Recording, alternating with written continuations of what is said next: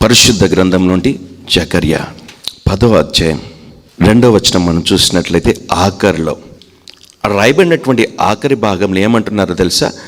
కాపరి లేక, చెప్పాలి, కాపరి లేక బాధ నొందిరి. నా ప్రియమైనటువంటి దేవుని బిడ్డలారా, యెహోవా నా కాపరి, దావీదు గారు అన్నటువంటి మాట. అయితే ఇక్కడ జకర్యాలో 10వ అధ్యాయం 2వ వచనం ఆఖరిలో అంటున్నాడు, కాపరి లేకపోతే ఏం కలుగుతుందంట? బాధ కలుగుతుంది. రెండో విషయం, అదే పరిశుద్ధ గ్రంథంలో మత్తయి సువార్త 9వ అధ్యాయం 36వ వచన భాగం మనం చూసినట్లయితే, మత్తయి సువార్త, ఆయన సమూహములను చూచి వారు ఏమీ లేనటువంటి వారు గొర్రెలే. సమూహముగా ఉన్నటువంటి వారే, కూడుకున్నటువంటి వారే, అయితే వారికి ఎవరు లేరు? కాపరి లేని గొర్రెల వలె, కాపరి లేని గొర్రెల వలె వారి యొక్క జీవితంలో ఏం కలుగుతుందంటే విసికి చెదరి ఉన్నందున. ప్రియమైనటువంటి దేవుని బిడ్డలారా, ఇక్కడ రాయబడినటువంటి మాట ఏంటో తెలుసా?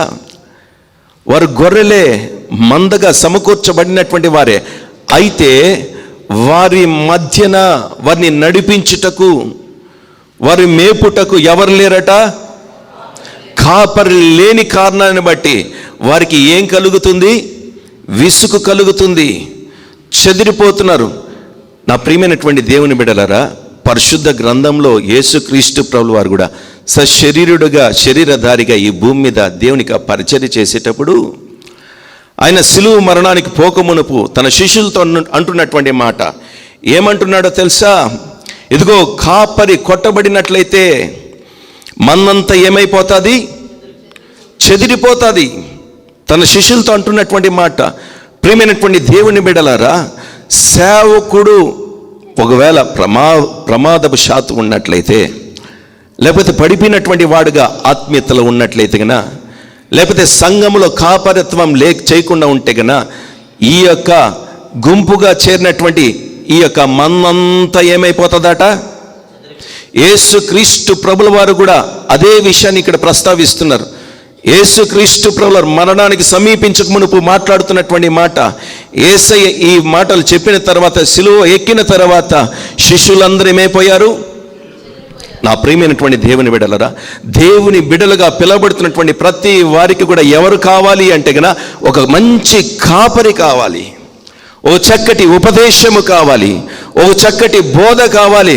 ఒకవేళ ఒక కాపరత్వంలో నువ్వు బ్రతకకపోతే, ఒక బోధలో నువ్వు జీవించకపోతే, నా ప్రియమైనటువంటి దేవుని బిడ్డలారా, నీకు కాపరే లేకుండా నువ్వు బ్రతుకుతూ ఉన్నట్లయితే నీ సంఘములో, ఆ సంఘంలో ఉన్నటువంటి మందంతా, గొర్రెలంతా ఏమైపోతారట? విసికి వేసారి ప్రతి వారు కూడా ఎవరి దారిని వారు చూసుకొని వెళ్ళిపోతూ ఉంటారు. నా ప్రియమైనటువంటి దేవుని బిడ్డలారా, యెహోవా దేవుడు కాపర్ లేని కారణాన్ని బట్టి మొట్టమొదటి కలిగేటటువంటి కార్యం బాధ. రెండవ కార్యం, కాపరి లేకపోతే విసికి చెదిరిపోతారు. దేవుని సంఘంలో చేర్చబడి దేవునిని మహిమపరచవలసినటువంటి ఆ మంద ఏమైపోతుందో తెలుసా? ఎవరికి ఇష్టానుసారంగా ఈ రోజున సంఘాలలో అవే జరుగుతున్నాయి. ఎవరికి నచ్చిన తీరులో వారు నడుస్తూ వెళ్ళిపోతున్నారు. ఎవరు ఆలోచనలు బట్టి వారు వెళ్ళిపోతున్నారు. ఎవరి క్రమంలో ఇది సరైంది కాదు, ఇది మంచిదని ఎవరికి వాళ్ళు చెప్పుకుంటూ వాళ్ళు వెళ్ళిపోతున్నారు. కారణం, వారి మధ్యన యెహోవా కాపరి లేని కారణాన్ని బట్టి, యెహోవా దేవుడు కాపరిగా లేని కారణాన్ని బట్టి ఎవరి ఇష్టానుసారంగా సంఘాలలో ఈరోజు కార్యక్రమాలు జరిగిపోతున్నాయి, ఆరాధన జరుగుతుంది, మందుగా కూడుకున్నారు. అయితే వారు ఆత్మీయతలో చెదిరిపోయినటువంటి వారుగా సంఘంలో ఉన్నారు, సంఘంలో బ్రతుకుతున్నారు. నా ప్రియమైనటువంటి దేవుని బిడ్డలారా, అది దేవుడు కోరుకుంటలేరు. రెండవ నష్టం. మూడవ నష్టం, పరిశుద్ధ గ్రంథంలో నుండి కీర్తనలు 49వ అధ్యాయం, కీర్తనలు 49వ అధ్యాయం 14వ వచన భాగంలో మనం చూసినట్లయితే గన, 3వ నష్టం, కాపరి, యెహోవా దేవుడు కాపరిగా లేకపోతే, ఇంకొంచెం సైజు వేస్తారా, యెహోవా దేవుడు కాపరిగా లేకపోతే వారు పాతాళములో మందగా కూర్చబడుదురు, మరణము వారికి ప్రియమైనటువంటి దేవుని బిడ్డలారా, ఈరోజు దేవుని యొక్క వాక్యం వింటున్నటువంటి మన జీవితాల్లో కూడా యెహోవా కాపరిగా లేకపోతే మొదటి కార్యం మనకు కలిగేటటువంటి నష్టం ఏంటి? మన గుండెల నిండా భారమే ఉంటుంది, బాధ ఉంటుంది మనసు నిండా.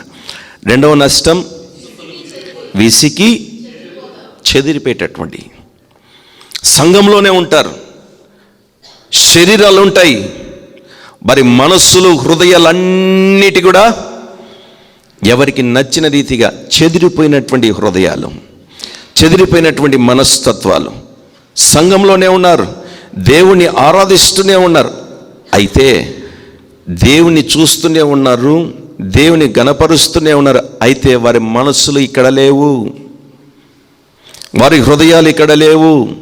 విసికి వేసారినటువంటి చెదిరిపోయినటువంటి మనస్తత్వాలు ఈ రోజున సంఘాలలో ఎవరికి నచ్చినటువంటి కార్యాలు వారు చేసుకుంటూ వెళ్ళిపోతున్నారు. ఏం కారణం? యెహోవా వారికి కాపరిగా లేని కారణాన్ని బట్టి. మూడో కార్యం, వారికి కాపరిగా ఎవరుంటారట? మరణం. నా ప్రియమైనటువంటి దేవుని బిడ్డలారా, మరణం వారికి కాపరై ఉంటుంది. ప్రియమైనటువంటి దేవుని బిడ్డలారా, ఎందుకు వెళ్ళాలయ్యా? ఎందుకో అనాలోచితంగా నేను వెళ్ళిపోయాను. అక్కడికి వెళ్ళిన తర్వాత నాకు తెలిసేది, వెళ్ళకుండా ఉన్నా నా ప్రియమైనటువంటి దేవుని బిడ్డలారా, అకస్మాత్తుగా కొన్ని పర్యాలు ఏవేవో జరిగిపోతూ ఉంటాయి. ఆ స్థలానికి వెళ్ళకుండా ఉన్నా, ఈ మాటలు మాట్లాడకుండా ఉంటే బాగుండు. ఈరోజున నా జీవితం, నా బిడ్డల జీవితం ఇలా నాశనం అయిపోయేది. మరణం. ప్రియమైనటువంటి దేవుని బిడ్డలారా, ఎంతోమంది ఈ యవ్వన దశలో వారి యొక్క యవ్వన ప్రయాణంలో శ్రేష్టమైనటువంటి దేవునిది పాదాలు పట్టుకోవాల్సినటువంటి యవ్వన సహోదరులు, యవ్వన పురుషులు కూడా చేస్తున్నటువంటి పొరపాట్లు ఏంటో తెలుసా? ఒకరిని చూసి ఆకర్షింపబడి వారి వెనకాల పరిగెట్టడం, చివరికి వారి యొక్క దశ ఎక్కడికి వెళ్ళిపోతుందో తెలుసా? ఎక్కడికి నడిపిస్తుందో తెలుసా? మరణానికే, నాశనానికే. చాలామంది పాపం వైపు పరిగెడుతూ ఉంటారు. ఆ పాపం ఎక్కడికి తీసుకెళ్తుందో తెలుసా? నాశనానికే, మరణం వైపే. ఈ రోజున అనేక మంది క్రైస్తవుల యొక్క జీవితాల్లో వారి జీవితాలు నాశనం కావడానికి గల కారణం ఏంటో తెలుసా? పాపము వైపు పరిగెట్టడం, గర్వపు మాటలు, ఉద్దేశాలు, తలంపులు. నా ప్రియమైనటువంటి దేవుని బిడ్డల, నాశనానికి ముందు ఏమి నడుస్తుందట? నా ప్రియమైనటువంటి దేవుని బిడ్డల, నాశనం అంటే మరణం. నాశనం అంటే మరొక పర్యాయ పదం మరణం. గర్వమైన ఇతరుల పట్ల ఇహలోక సంబంధమైనటువంటి, శరీర సంబంధమైనటువంటి ఇహలోక ఏచ్ఛలు, ప్రేమ అనేటటువంటి మాటకు వారి వైపు పరిగెట్టు వెళ్తున్నావేమో, జాగ్రత్త. మరణం నీ ముందు నడుస్తుంది. మరణం నిన్ను ఆవరిస్తుంది. నిన్ను ఆవరించి నిన్ను ఎక్కడి వరకు తీసుకుని వెళ్తుందంటేనా, నిన్ను నాశనం చేసేటంత వరకు కూడా నిన్ను నడిపిస్తూనే ఉంటుంది. మొదటి ప్రారంభపు దినాల్లో చాలా చక్కగా, మృదువుగా, ప్రేమగా, ఇష్టముగా, ఎంతో ఆహ్లాదకరంగా ఉంటుంది. అయితే దినం తర్వాత దినం ఆ యొక్క అదే ఆహ్లాదమైనది, అదే ప్రేమ నిన్ను ఏం చేస్తుందంటే ఒకానొక దినాన నిన్ను నాశనములోనికి నిన్ను నడిపించేస్తుంది. నా ప్రియమైనటువంటి దేవుని బిడ్డల, నాశనం అంటే మరణం. ఆదాము కూడా పాపం చేశాడు. పొరపాటున వారు చచ్చిపోయారు, ఆత్మీయంగా చచ్చిపోయారు. ఈ రోజున సంఘాల్లో చాలామంది చనిపోయినటువంటి వారు ఉన్నారు. ఈ రోజున చాలామంది సంఘాల్లో చనిపోయినటువంటి వారు, బ్రతికున్నటువంటి వారు లేరు. ఎందుకు అంటే గన దేవుడు వారికి కాపరిగా లేని కారణాన్ని బట్టి, యెహోవా దేవుడు కాపరిగా లేని కారణాన్ని బట్టి చాలామంది బాధలతో నింపబడినటువంటి వారు ఉన్నారు, విసిగిపోయినటువంటి జీవితం కలిగినటువంటి వారు ఉన్నారు, ఆత్మీయతలో చదివిపోయినటువంటి వారు ఉంటున్నారు. మూడవది, మరణం కలిగినటువంటి వారు ఉన్నారు. శరీరంతో బ్రతికే ఉన్నారు కానీ ఆత్మీయతలో మరణించిన వారై ఉన్నారు. ఆత్మీయతలో నా ప్రియమైనటువంటి దేవుని బిడ్డలారా, ఇవి ఆశీర్వాదానికి వ్యతిరేకమైనటువంటి కార్యాలు. ఆశీర్వాదానికి వ్యతిరేకమైన పదం ఏంటి? శాపం, నాశనం, మరణం. ప్రియమైనటువంటి దేవుని బిడ్డలారా, దేవుని యొక్క సంగమ, ఈరోజు దేవుని యొక్క వాక్యం వింటున్నటువంటి మన జీవితాలలో కూడా, దీనిలో కూడా యెహోవా దేవుడు కాపరిగా ఉంటే కన్నా దీని ద్వారా కలిగేటటువంటి ఆశీర్వాదాలు కూడా ఉన్నాయి. యెహోవా దేవుడు నాకు కాపరిగా ఉన్నట్లయితే కన్నా ఆ కాపరి నా పట్ల దీవించేటటువంటి, కృప చూపేటటువంటి, ఆశీర్వాదకరమైనటువంటి జీవితాన్ని అనుగ్రహించేటటువంటి ప్రాప్తి నా యెహోవా దేవుడు మనకి అనుగ్రహించేటటువంటి ఆశీర్వాదాలు కూడా ఉన్నాయి. నా ప్రియమైనటువంటి దేవుని బిడ్డలారా, గొప్ప కాపరి, మంచి కాపరి, ప్రధానమైన కాపరి, ఆత్మల కాపరి, ఇశ్రాయేలు కాపరిగా ఉన్నటువంటి నా యేసు క్రీస్తు ప్రభువారు నీ జీవితంలో గొప్ప గొప్ప కార్యాలు నీ జీవితంలో నా యేసయ్య నెరవేర్చునుగాక. ఆశ్చర్యమైనటువంటి కార్యాలు నా యేసయ్య నీ జీవితంలో నెరవేర్చునుగాక. చివరి దశ వరకు కూడా నా యేసయ్య మరణపాయ స్థితిలో ఉన్నటువంటి నీ యొక్క జీవితాన్ని నా యేసయ్య విడిపించి సంరక్షించి చివరి దాకా నిత్యత్వంలోనికి నడిపించేది వరకు కూడా మరణం లేకుండా నిత్య జీవముగా నిన్ను నిలబెట్టునుగాక. ఆధారమైనటువంటి నా యేసు క్రీస్తు ప్రభువారు ప్రధానమైనటువంటి కాపరిగా నీ జీవితంలో, నీ కుటుంబంలో, నీ యొక్క ప్రయాణంలో, నీ యొక్క ఉద్యోగంలో, నీ యొక్క వ్యాపారంలో నా యేసు క్రీస్తు ప్రభువారు నిలిచి ఉండి నేను నిత్యత్వమునికి నడిపించునుగాక. హల్లెలూయా, హల్లెలూయా. నా ప్రియమైనటువంటి దేవుని బిడ్డలారా, ఈ 5 ఒకరి ద్వారానే కలుగుతుంది. ఈ 5 కాపరత్వంలో నువ్వు నిలిచి ఉండాలంటే నీకు కాపరి ఎవరై ఉండాలి? యెహోవా దేవుడు. నీకు కాపరి ఎవరై ఉండాలి? యెహోవా. చెప్దామా? నాకు కాపరి యెహోవా.